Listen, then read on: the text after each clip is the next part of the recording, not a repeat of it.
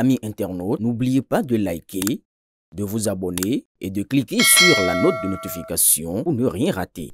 Encore Yaïché Humbedji, le ballet des immortels. N'y a-t-il donc plus de jeunes dans l'opposition pour prendre la relève?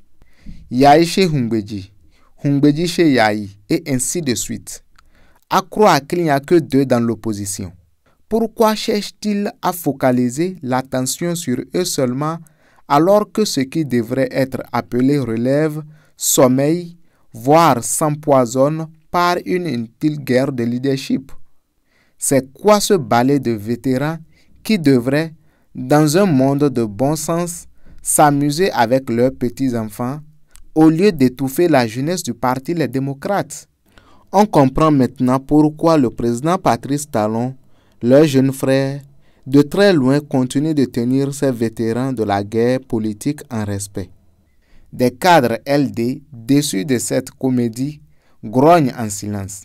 À l'heure des grandes tractations où l'opposition devrait libérer sa jeunesse pour lui donner des chances de briller et de s'imposer, on ne comprend pas pourquoi les présidents Yaï et Humbedji jouent les stars de l'heure.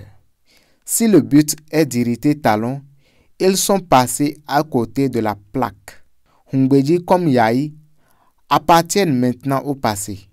Aucun jeune de la population votante n'a vraiment connu ces deux hommes.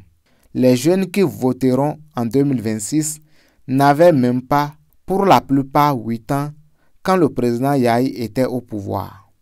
Humbedji, quant à lui, avait été enterré et effacé des années plus tôt. Vu sous cet angle, on est en droit de se demander pourquoi cet activisme stérile au détriment des valeurs marchandes de l'opposition. Même si quelques-uns en bon farfelu se proclament déjà candidats du parti LD à la présidentielle de 2026, alors qu'ils peinent à avoir une vie de famille. Les problèmes du parti LD à ces prochaines élections sont aussi variés que les couleurs de l'arc-en-ciel, vainement querellé par le vétéran Humbedji à son arrière-petit-fils Joseph Djogbenou. Comme quoi, l'opposition au président Talon n'est pas de notre époque. Elle vit dans la préhistoire. Aboubakar Takou.